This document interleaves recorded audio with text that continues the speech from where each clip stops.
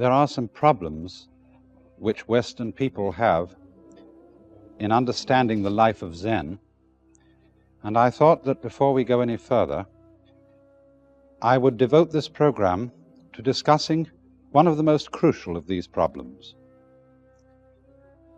It keeps coming up as people in the West learn about Zen or in some way come under its influence, whether they be painters or writers or just so-called ordinary people.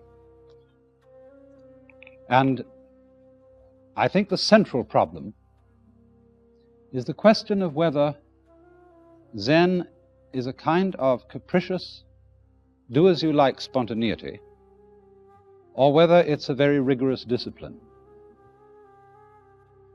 If you read, say, a book like The Dharma Bums by Jack Kerouac, you might get the impression that Zen is simply living the way you feel, following the natural rhythm of your own spontaneous inner life. On the other hand, if you read some of the books by Dr. Suzuki or other authorities on Zen, you would gather quite the contrary, that it's an extremely rugged and difficult undertaking. And what the old masters have to say about this is sometimes rather confusing. For example, the old Chinese master Lin Chi has this to say: in Buddhism, there is no place for using effort. Just be ordinary and nothing special. Move your bowels, pass water. When you're hungry, eat. When you're tired, go and lie down. The ignorant will laugh at me, but the wise will understand. And then another old master, Matsu, says, in the way, that is the Tao, there is nothing to discipline oneself in. If there were, the completion of such discipline would be the destruction of the Tao. On the other hand, if there is no discipline at all, one remains an ignoramus. So they seem to say, no, it isn't a discipline, and yet, yes, it is. And therefore, we outsiders, trying to understand what's going on, remain profoundly puzzled. For on the one hand, we see the kind of floating life idealized by the old masters, the life of cloud and water. As I told you, a Zen monk is called unsui, which means that he drifts like a cloud and flows like water. But on the other hand, here they are in their monasteries, or more correctly, seminaries, living a very rugged life indeed, under the stern supervision of their teacher. And so, to understand this problem, I want to go back and look at Zen in a social setting so that we can understand what kind of thing it is. And to do that, I want to introduce you to some technical ideas which Buddhism has about the basic nature of the universe so that we can understand the function of discipline in relation to these ideas.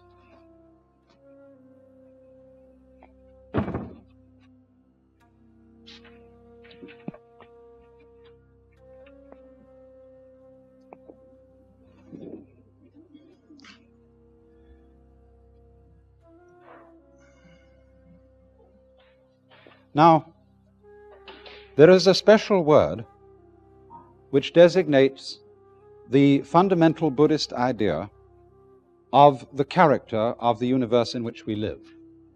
And this Sanskrit word is the Dharma Dhatu. The word Dharma has many meanings in Sanskrit. Sometimes it's doctrine, sometimes it's method, but here I would say it means something like function. And dhatu means realm or world. So this is the doctrine of the whole functioning of the universe. And it gives us a picture of a universe which is completely relativistic. What does that mean? If you stand on the earth, it seems to you that the moon is moving. If you stand on the moon, it seems that the earth is moving. And there's a Zen poem which says, "Empty-handed I go, and yet a spade is in my hand. I walk on foot, and yet I'm riding the back of an ox. When I cross the river, the bridge flows, and the water is still." In other words, I don't know what an empty hand is, except in relation to a hand with something in it. I don't know what it is to walk on foot, unless it's in relation to some other kind of transportation, such as riding. And I don't notice motion, unless it's a relationship between something that's still and something that's moving. And so where you've got an idea of the universe in which everything is relative to everything else, you have, as it were, a scheme of interconnections between innumerable points,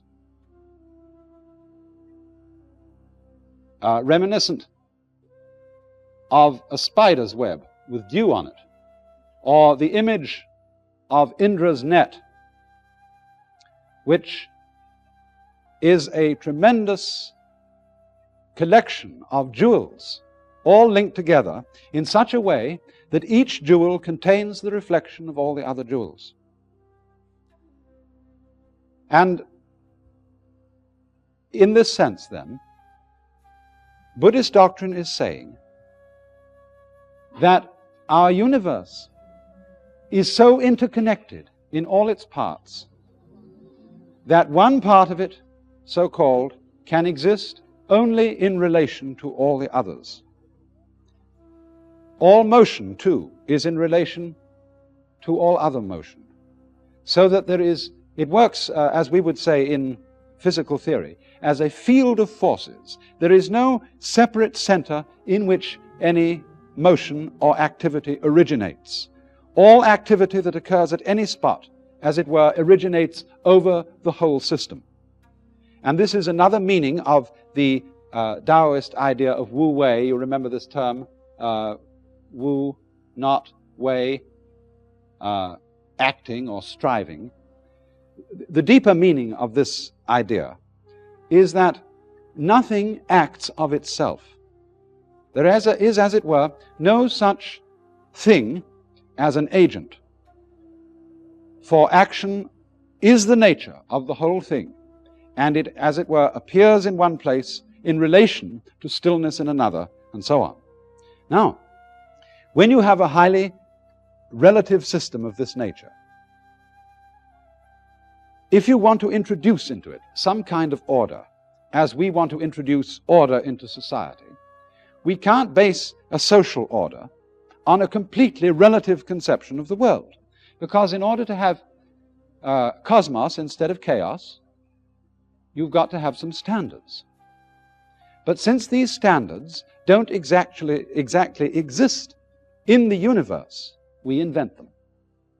And therefore our social life depends, as it were, on practicing certain deceptions. The Western philosopher Weihinger invented the term the philosophy of as if. And all social order and communication depends upon certain deceptions being practiced. And I would say these deceptions are as follows. The first deception is that there are things. That is to say, that these vortices or nexuses in the total pattern of the universe are real and separate from each other and can be treated as such. In other words, to describe, to talk about the world, we have to break it down into various different units. Just in the same way, if you're going to eat a chicken, you have to chop it up in sections, and it's easier to eat that way. But the cut-up fryer doesn't come out of the egg. It isn't found in nature. Nor do you find eggs where there are no chickens. Nor do you find chickens where there is no environment suitable to them, and so on. So the pretense that things are separable for each other is necessary in order to think and talk about them. The next thing we have to pretend is that there are agents.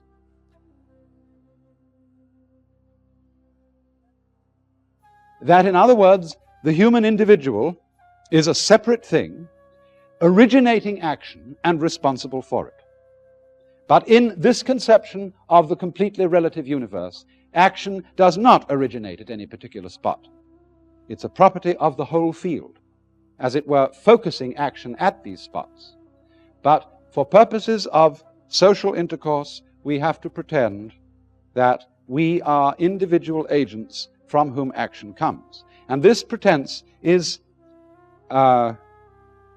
enhanced by the third thing, the rewards and punishments.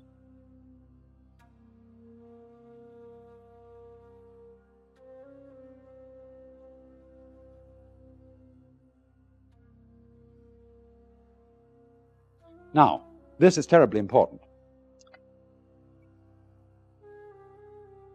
The reward for regarding oneself as a responsible agent and acting accordingly is the promise of something good coming in the future, whether it be in this life or whether it be in some other life, so that we are constantly attracted and kept at this game based on these three deceptions by living for a good thing coming in the future.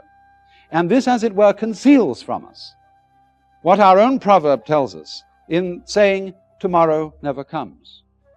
We are only really ever alive now. And we get distracted from living fully now by having our eye on the future.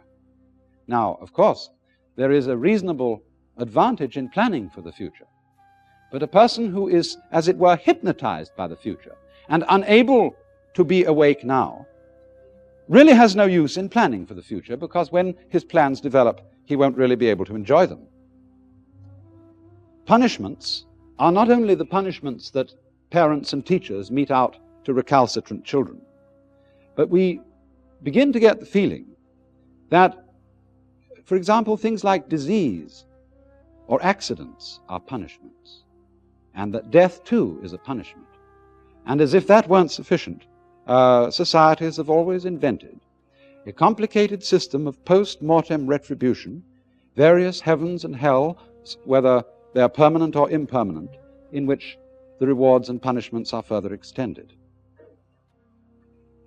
Now, this system of deceptions, we could say creative deceptions, I don't want the word deception to have a bad flavor, is inculcated into us in childhood in every culture in the world.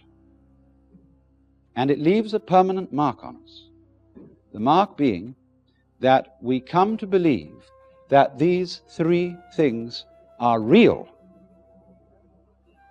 Having accomplished the job of creating a social discipline and of getting human beings to step the right paces, to dance, as it were, to the tune played by the piper.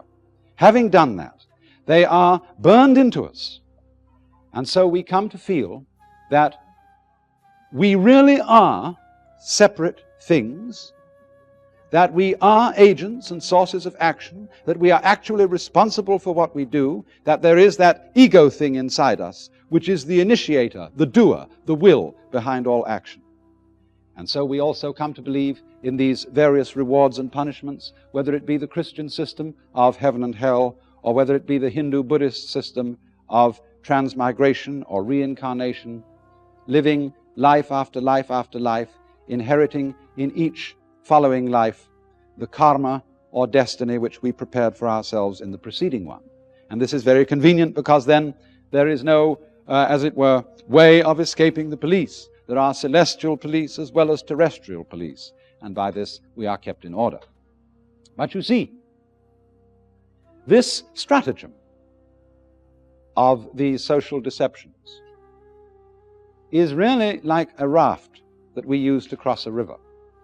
When we have, in young people, inculcated the order to go on being taken in by these deceptions, is like picking up the raft when you've crossed to the opposite bank and carrying it with you, and it becomes a burden.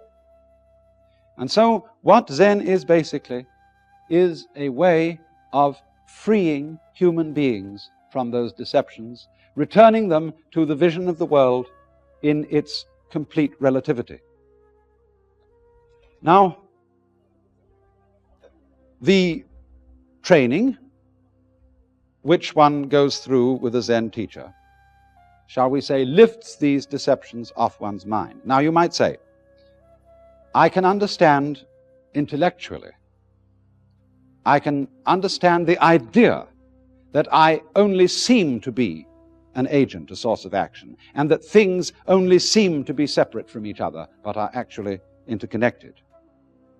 But does this make me feel any different inside? And you might say, well, no, I don't think it really does. To understand it fully, I would like to change the way I feel. But here comes the crucial point in the understanding of Zen.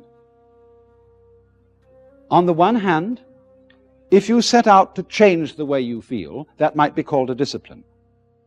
On the other hand, if you decide simply to accept the way you feel and not try to change your inner feelings at all, that might be called letting things alone. But here's the point. If you have understood clearly that you as a separate will or a separate ego are a fiction, then on the one hand, you can't change it, and on the other hand, you can't do nothing about it, because there is no agent, no separate doer, either to do something about it or to do nothing about it. And so, this situation seems, as it were, paralyzing. If you can't do, and if you don't, what's going to happen? But the point of this is that that paralysis is a realization of the unreality of the individual agent. So what happens? From this point, one ceases to take oneself seriously. Now, of course, there is always a danger in not taking the things seriously which society says we should take seriously. There's the case of, the raw youth, the sort of juvenile delinquent type who's in revolt against society and would use the experiences and ideas of Buddhism to justify that revolution. And that is why the practice in Asia is to reveal this point of view only to those who are socially mature. And so the discipline of the Zen school is a safeguard for the dangerous understanding or the dangerous insight which is there being hatched. And so all those rigorous tests which I explained, the rigorous regimen of life, these, as it were, do not directly produce the understanding, but they are, as it were, the guarded stockade around it. For Zen, you see, is fundamentally an insight. The recognition, in other words, of the deception, the as-ifness of these fundamental assumptions about the world which are necessary to social life. But then, when you don't take them seriously anymore, when you don't take your own separate existence seriously anymore, then you have, as it were, been inwardly relieved of the burden of this feeling of responsibility which society inculcates. And so you might say that the object of Zen is not to obliterate the order of society or to get rid of its conventions, but to take them lightly, to treat the conventional unconventionally. And this is reflected in the art of Zen, as where you see this Zen monk, the Chinese Han Shan, treated like a kind of clown. Or again in such a painting as this, which shows the great master Hakuin, a Japanese master of the 17th century. This was painted by one of his students, and Hakuin himself wrote a poem above it. And here is the man, you see, who doesn't take himself seriously. It says, "In the assembly of 1,000 Buddhas, the one disliked by 1,000 Buddhas. In the company of a multitude of demonic spirits, the one hated by all the demonic spirits. Such an ugly, shabby, dim-sighted, bald-headed one that he is. As he is portrayed here, his ugliness is all the more aggravated indeed." Or again, art treated artlessly in this vase of flowers by the modern Chinese painter Bai Shi, a great master of the craft of painting, but here painting almost as naively as a child, for this is artless art. Or again, the sacred treated in a secular way, as in this painting by Sengai, another 17th century Japanese master, of the three sages, Buddha in the center, Lao Tzu to the left, and Confucius to the right. You see, they're treated in this slightly humorous vein that doesn't take them quite seriously. Now, in order to understand the real element of discipline in Buddhism, Western students often get phased or muddled by a kind of what I would call mysterious East department, a projection of too much excellence on something foreign that is not familiar to us. And this occurs particularly among people who think of Buddhist practices as producing all kinds of fantastically miraculous and psychic powers, and who think that if they go to Japan to study Zen, they're going to come back converted from human beings into supermen. Even, of course, in popular superstition in Asia itself, Buddhism is sometimes regarded in this way. But really, it's a very natural thing, and we shouldn't be taken in by that. And when we see works of art such as this, we sometimes have difficulty in judging what kind of excellence is in them, what difference there is between formal art on the one hand and Zen art on the other, because we are so with these productions, we belong to a foreign culture. Now let's take an example of a certain piece of calligraphy. I'm showing you now an informal piece of Zen calligraphy by a very great Chinese master. We, of course, can't read it. It doesn't mean anything to us, and therefore it seems to be nothing more than just lines on paper, rather interestingly and dynamically drawn. But now this might be compared with another piece of calligraphy, which I'm showing you here. This, like the one done by the Chinese master, is also written by someone to whom the written forms have been familiar all his life. He's practiced them again and again and again, and he's written them in the same kind of cursive, running, informal style. But you see, here it is. The moon in the water, written in English with the brush, with the same amount of fundamental practice involved in forming the letters that anybody goes through in China or Japan to learn to write.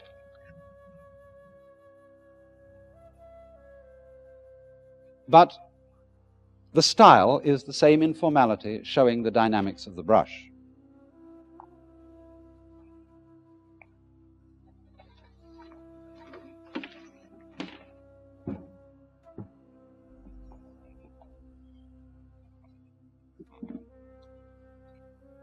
So you see, a great part of the discipline of Zen is simply the discipline of Far Eastern culture, whether it be the way of life, such as the moral and ritual principles of Confucianism, whether it be the art of painting, or of writing, or of gardening, or whatever it may be. Zen is something that exists in relation to and is manifested through the ordinary cultural disciplines of the Far East. But in itself, what Zen is something quite different from these disciplines. You see, every discipline that we undergo envisages success in achieving certain skills. And success is something that we must always think about in relation to the individual considered as a separate agent or will. Do I succeed or do I not succeed? Zen, however, you see, is the essential insight that this individual will is a fiction. It isn't a question of fatalism either, because fatalism is the idea that the individual will is the puppet of circumstances. The insight of Zen is that there is no individual will. And therefore, Zen is fundamentally not a matter of success. It's outside the range of failure and success, and therefore outside the range of discipline or no discipline. You know, one of the best books about Zen that's been written is called Zen in the Art of Archery by a German professor. And it describes there a man who was so proficient in archery through the study of Zen that he could hit the bullseye in the dark. But a friend of mine, the composer John Cage, was recently traveling in Japan. And a Japanese said to him, you know, something needs to be added to that book. We have a very, very highly regarded Zen archery master in Japan today, and he can't even hit the bullseye in broad daylight.